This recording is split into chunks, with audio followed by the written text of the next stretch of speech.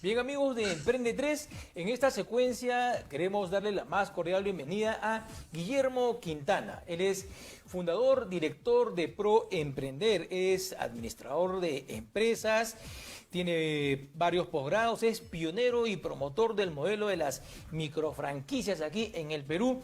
Y con él vamos a conversar acerca de un tema coyuntural, pero al mismo tiempo de lo más trascendente.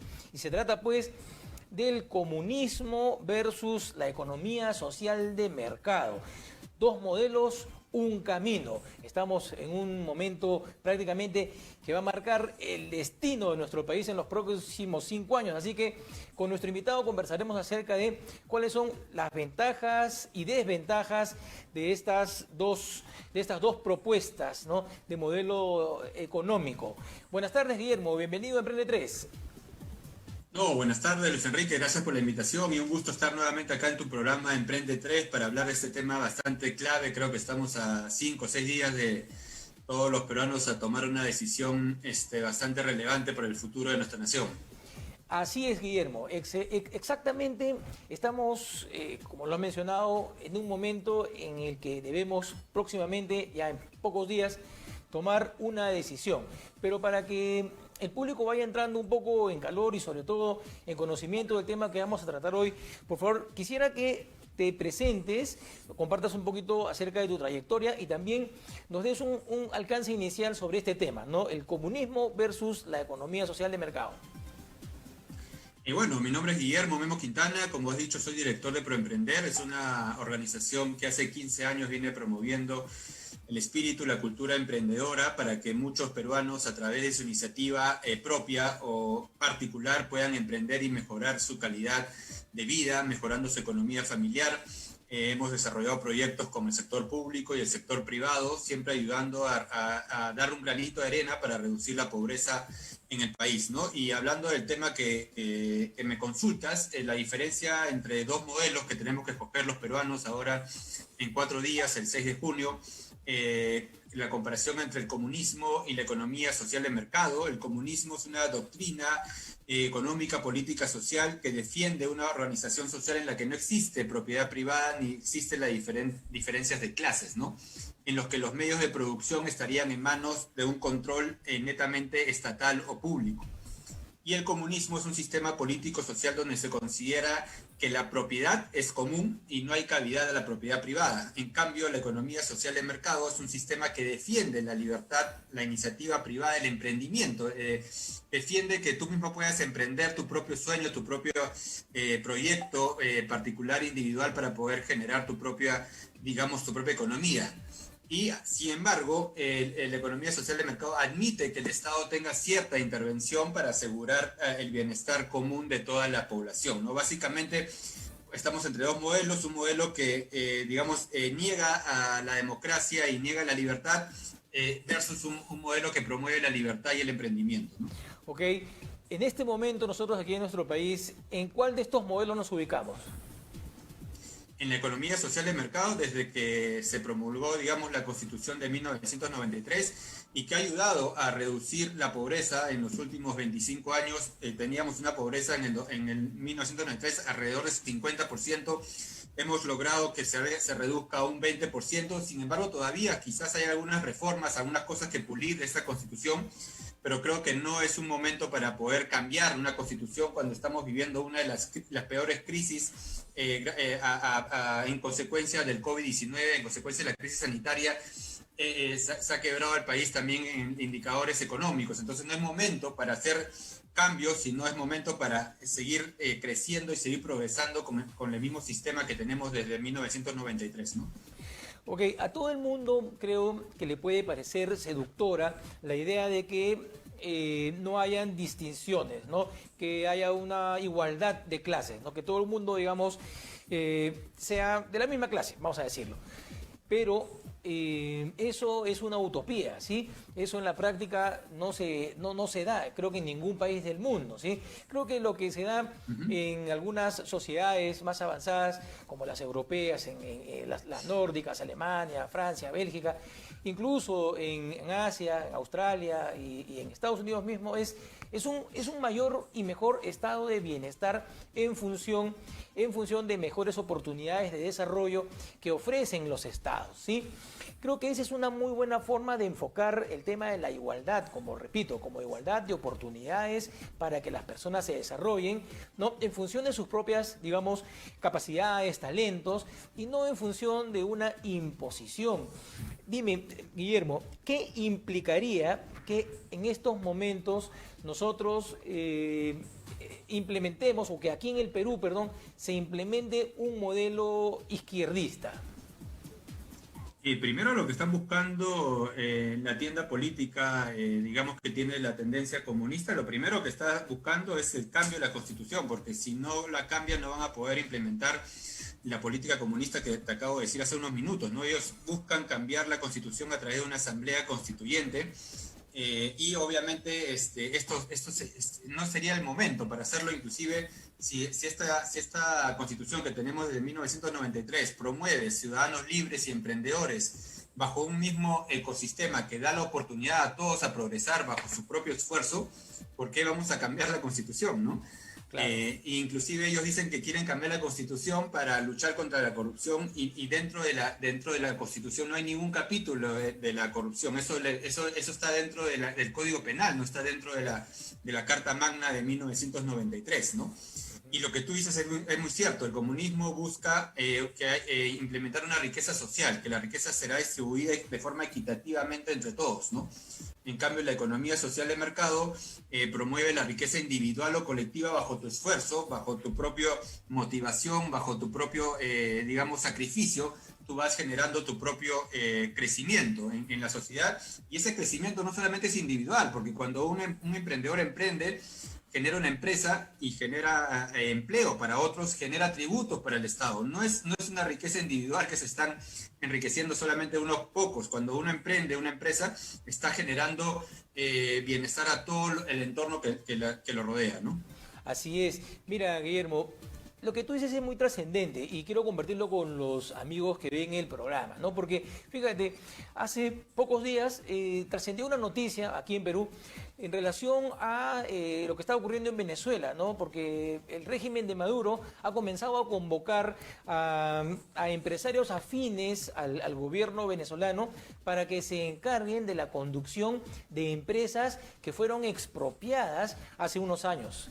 ¿Ok? Entonces, cuando se empezó a dar este fenómeno del chavismo y luego el madurismo allá en Venezuela, se expropiaron muchas empresas. ¿Ok? Mejor dicho, les quitaron las empresas a sus dueños, los dueños se fueron, muchos de Venezuela, y esas empresas quedaron prácticamente en manos del gobierno y se destruyeron. Fueron, del nivel de competitividad que tenían, prácticamente cayeron, quebraron, y hoy este gobierno de Maduro, ¿no?, está, repito, convocando gente para que se hagan cargo de estas empresas que prácticamente están destruidas. Fíjate, y fíjense, queridos amigos de Emprende 3, cómo se puede hacer daño a un país cuando no se pone como primera prioridad el bienestar de la ciudadanía y el respeto por la propiedad privada, porque lo primero que nos comentó nuestro invitado es que justamente dos cosas, ¿no? Se busca, pues, en este concepto de comunismo, se busca una igualdad un poco artificial impuesta a fuerza por el Estado, pero al mismo tiempo se desconoce lo más importante, que es la propiedad privada, ¿no? Guillermo. Sí. Sí. No, totalmente de acuerdo contigo. Digamos, son los emprendedores los que generan riqueza en una sociedad, no es el Estado. El Estado está para promover y articular el bienestar a través de los servicios estatales, pero no es el Estado que tiene que cumplir el rol empresarial, porque tú acabas de decirlo. En país como Venezuela ha fracasado ese modelo que el Estado quiere controlar todas las aristas económicas. Inclusive es medio irónico, ¿no? Ellos están en contra de los monopolios, pero quieren implementar un monopolio estatal. O sea, quieren que el Estado tenga el control total del mercado. Es irónico y al final, como tú dices, va a ser contraproducente porque quizás al comienzo podrían pensar que esto es beneficioso para a una sociedad. Sin embargo, esto tiene un límite, ¿no? El Estado no tiene la capacidad ni el capital humano para poder generar riqueza hasta un infinito.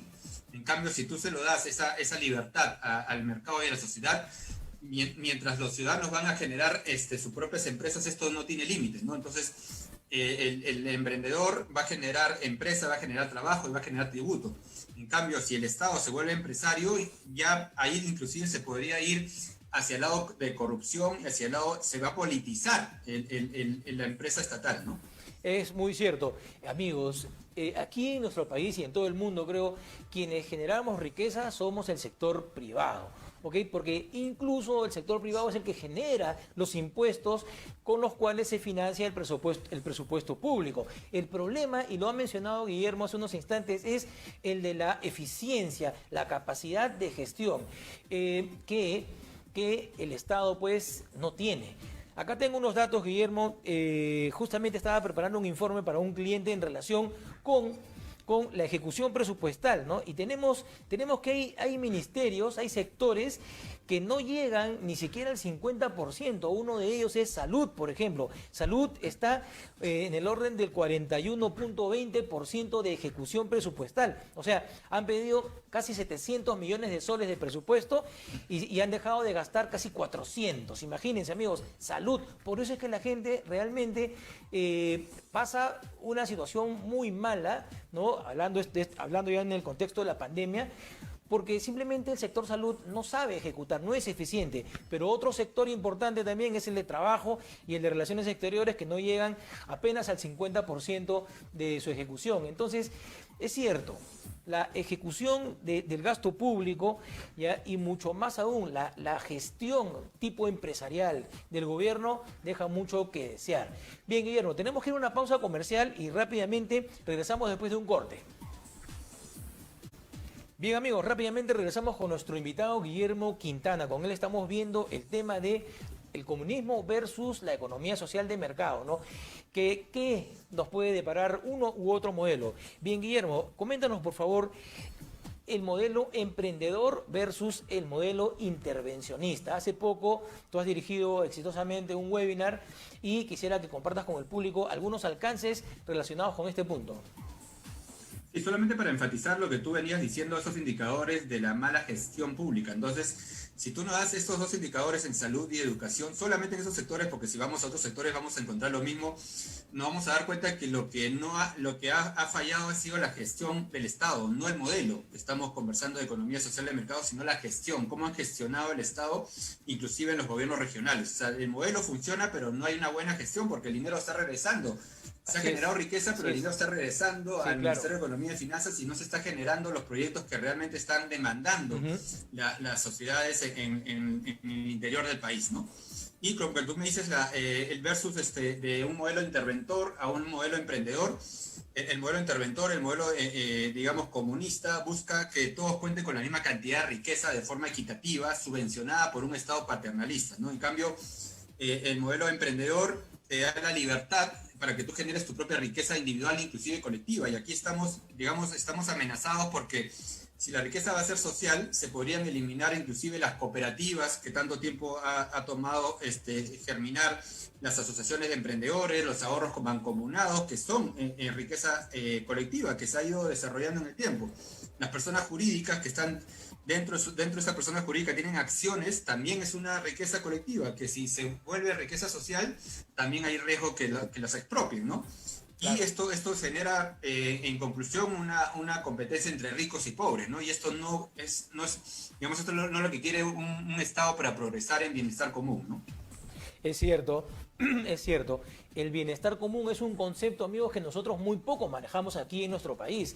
Pensamos a veces un poco de espaldas a la realidad, que somos un país negado al bienestar y tenemos acá en nuestro país muchísimo potencial por aprovechar, muchísimas cosas por desarrollar, y creo que nosotros los ciudadanos debemos empezar por ser más conscientes de ello y también por ser más conscientes de nuestro rol como agentes de cambio, ¿no? Nosotros somos parte de una construcción social que es la nación peruana, que a su vez es componente de un país llamado Perú, conjuntamente con el Estado, etcétera, ¿no? Y en conjunto, queridos amigos, tenemos una potencialidad. El problema es que nosotros creo que no nos creemos el cuento, y por eso es que estamos en este momento tal vez dejándonos seducir un poco por unas ideologías medio raras que prometen un estado de bienestar que honestamente lo estamos viendo en otros países, como el caso de Venezuela, honestamente es un eufemismo, una falacia, es una mentira, ¿no? Y eso va a traer como consecuencia la destrucción de algo que ha comentado nuestro invitado justamente, ¿no? ¿Cuánto tiempo le ha tomado a nuestra clase emprendedora construir negocios? Los que empezaron con un plástico o un puesto de venta en la calle, como ambulantes, y hoy tienen cadenas de tiendas, ¿no? Son 25, 30, 35 años, queridos amigos, o quizá más, ¿no? Y estamos corriendo el riesgo, pues, de tirarlo todo por la borda. Precisamente, Guillermo, quería preguntarte cómo afectaría, ¿no? un modelo intervencionista, izquierdista, las actividades comerciales. Sabemos que en el Perú el comercio y los servicios son parte importante del PBI. No, básicamente ya nos han dicho cómo va a afectar, ¿no? Nos están dando propuestas en las que van a bloquear y prohibir las importaciones, ¿no? Yo conversaba hace un par de semanas con el presidente del gremio de panaderos y ellos están muy preocupados porque si se vuelve a implementar este tema de proteger la producción interna, afectaría bastante a todo el sector de panadería. Hay 16.000 panaderías actualmente y quebrarían automáticamente 50% de ellas, y hay 330.000 puestos de mano de obra directa e indirecta que están dentro de la cadena de valor del sector de panadería, solamente por la implementación de esta prohibición de las importaciones de trigo, porque lo que se produce dentro del territorio peruano de trigo son solamente 200.000 toneladas de trigo al año, y se importan 2 millones de toneladas de trigo al año. Entonces no alcanza. Si prohibirían la importación del trigo, quebrarían prácticamente al sector panadero y volveríamos a la cola de los 80 en el gobierno de Alan García o de Velasco, donde el papá, la mamá y el hijo tienen que hacer cola para poder comer un pan en el desayuno, y no solamente comerlo, porque le va a costar la vida, ¿no? Le va a costar carísimo ese pan, ¿no? Claro que sí. Y además que, mira, haciendo a un lado la parte, digamos, de la canasta, ¿no? Alimenticia, ¿no? Ok, se postergan las oportunidades de desarrollo, las posibilidades de desarrollo, porque, repito, más allá de la parte, digamos, de la facilidad o no facilidad para conseguir alimentos, esto creo que trastornaría mucho el futuro de los chicos, ¿no? ¿Cuál es tu opinión al respecto? Sí, claro, rompería el comercio en sí, ¿no? Porque si no habría importaciones y exportaciones, y hay muchas pymes que viven de la agroexportación. Entonces, esto hace que no haya una fluidez de tecnología que venga de afuera y pueda generar más innovación en los emprendimientos. Ajá. Solamente el hecho de que cierren tantas panaderías, perderías empleo, perderías jóvenes que quisieran quizás emprender en ese sector de la panadería, pues simplemente se vean frustrados, y como tú dices, generaría prácticamente a ciudadano de pie, lo quiebras, porque si las empresas grandes comienzan a cerrar, es toda una cadena que va, digamos, en efecto dominó, ¿no? Si las empresas grandes quiebran, los pequeños que les compran a estas empresas grandes, como los kioscos, los bodegueros y ambulantes, también quebrarían. Entonces es un efecto dominó de quiebre totalmente de toda la cadena del ecosistema emprendedor, y sería muy, muy, muy complicado emprender en esas circunstancias, ¿no? Inclusive te digo que ya se han manifestado más de 4 millones de pymes a nivel nacional, rechazan el plan de gobierno del candidato de Perú Libre. Inclusive los emprendedores del sector confección textil de Gamarra también están en contra, porque harían quebrar toda esta cadena de valor del ecosistema emprendedor. Inclusive algo inédito, ¿no? Las cajas municipales que han generado, digamos, estos microcréditos han ayudado a que se apalanquen financieramente tantos emprendedores emergentes y se desprendan de la pobreza. Inclusive el señor Castillo está en contra de las cajas municipales, porque dice que le quitan tu carro, le quitan tu terreno y le quitan tu título de propiedad, cuando Perú tiene la mejor plataforma de microfinanzas de la región, que gracias a estos microcréditos ha hecho que se ensanche la clase media y mucha gente que estaba en la pobreza suba a la clase media, ¿no? Sí, sí, estoy de acuerdo. Acá en Emprende 3 hemos tocado el tema de las microfinanzas, de las cajas y también de las COPACs, ¿no? De las cooperativas desde hace prácticamente 2 años, ¿no? Incluso antes de la pandemia, porque es cierto, Guillermo, ¿no? Las microfinanzas han permitido que haya un mayor dinamismo y con ello, o sea, un mayor dinamismo en cuanto al desarrollo de las microempresas, ¿no? Y con ello se ha permitido la permeabilidad, el ascenso socioeconómico, ¿no? Obviamente hacia arriba de muchas familias.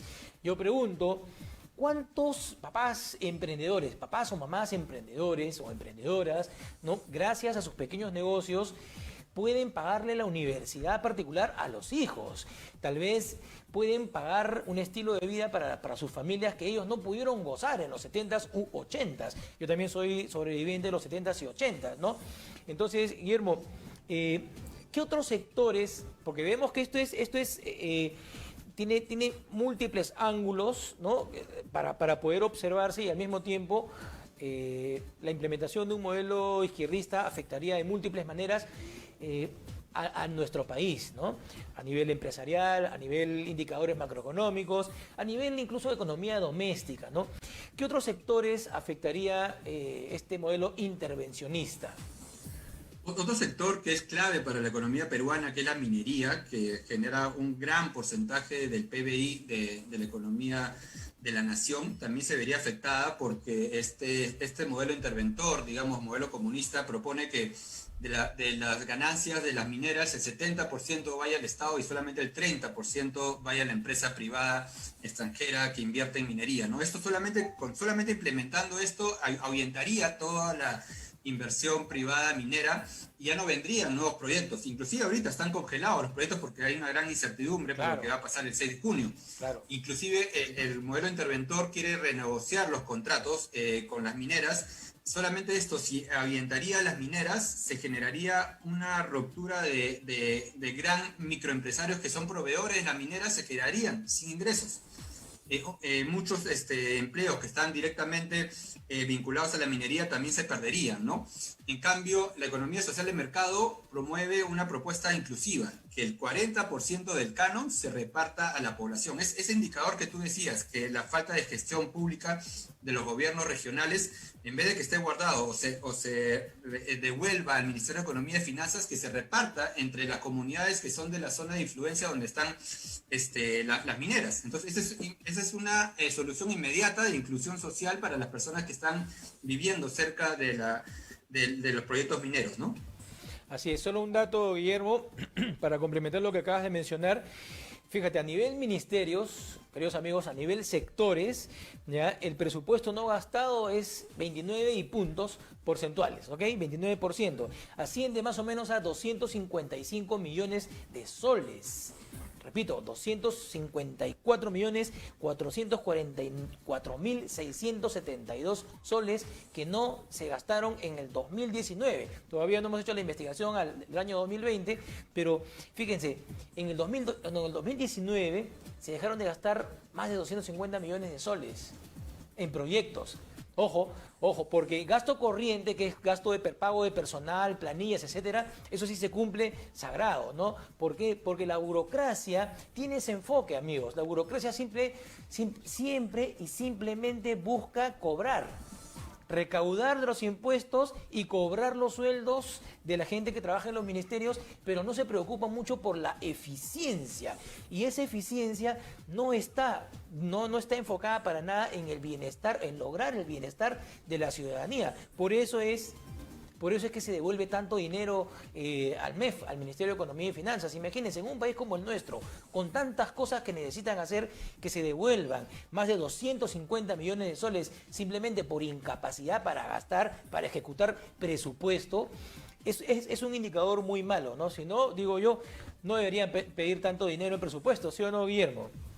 Y lo que no entiendo es si es real, es verdad, y tú nos estás diciendo con indicadores que el Estado es deficiente, ¿por qué el Estado quiere expropiar a la empresa privada? Porque en este caso de la minería, el Estado siempre, el modelo comunista está buscando ir en contra de la inversión privada minera y dice que no tiene sus protocolos medioambientales. Si expropia las mineras, ¿van a tener la eficiencia para implementar estas tecnologías medioambientales el Estado? Si tú me estás diciendo ahorita que hay una gran cantidad de dinero que no se usa por la ineficiencia del Estado. Inclusive si hacemos números actualmente, las empresas mineras aportan el 77%, sumas 47% de impuestos más aportes, más 30% de reinversión de utilidades, 77 soles de cada 100 soles de utilidades generadas por la minería, reingresa a la economía para generar bienestar y empleo. Eso lo va a poder hacer el Estado si tú me estás diciendo que el Estado está devolviendo el dinero porque es eficiente. Claro. ¿Cómo pretende el modelo comunista gestionar este sector minero si ni siquiera puede con el gobierno regional? Claro que sí. Sí, efectivamente, tanto en nivel gobierno nacional como gobiernos regionales y gobiernos locales, la eficiencia en la gestión, en la ejecución del gasto es deficiente, ¿no? Y muchas personas pueden creer que los gobiernos están ahorrando porque no están gastando, pero no, amigos, porque no es así. En presupuesto público, yo como entidad gubernamental solicito una cantidad de recursos, de dinero básicamente, para poder hacer trabajos, obras, servicios, proyectos que están enfocados en el cumplimiento de mi labor como institución. Y como institución mi labor debe estar enfocada a su vez en el bienestar de la ciudadanía. Si soy el Ministerio de Energía y Minas, tengo que hacer trabajos para que se logre el desarrollo del sector. Si soy de Educación, tengo que hacer trabajos para que se desarrolle ese sector y así sucesivamente en cada una de las carteras. Entonces, por ahí escuché el otro día un comentarista, Guillermo, que decía, bueno, el gobierno está entonces ahorrando. No, amigos, aquí no hay ahorro. Bien, Guillermo, mira, nos ha quedado muy corto el tiempo. En realidad te agradezco mucho por haber estado aquí en Emprende 3 y por favor quiero pedir a la producción un minuto para que Guillermo se despida y nos brindes información de tu contacto y tu institución Proemprender, por favor. No, claro, y no solamente es la mala gestión, solamente quería decir, sino la corrupción, ¿no? Porque vemos que construyen estadios donde la población es mínima, construyen estatuas donde no hay una plaza. Entonces, no solamente es la mala gestión, sino que se llevan el dinero en cosas que no son necesarias, ¿no? Así es. Y desde Proemprender los invitamos a que nos visiten a proemprender.com. Y solamente un mensaje final, porque estamos ya 4 días, solamente les digo, y según lo que hemos escuchado en este programa, votar por Castillo es votar por un castillo de naipes. Ustedes van a ver que se va a caer la economía de efecto dominó. Piénsenlo bien, piensen en el futuro y piensen en un mañana mejor para el Perú este 6 de junio a todos los peruanos y pongámonos la camiseta. Muchas gracias nuevamente, Luis Enrique, por invitarme y un saludo a todos los seguidores de Emprende 3. Gracias, Guillermo, gracias nuevamente y gracias a todos los amigos. No se olviden de visitar proemprender.com. Y yo coincido con nuestro invitado Guillermo. Este 6 de junio, queridos amigos, votemos conscientemente, inteligentemente, votemos por el país, votemos por el Perú y por el desarrollo, no al salto al vacío y como siempre, terrorismo nunca más. Hasta la próxima.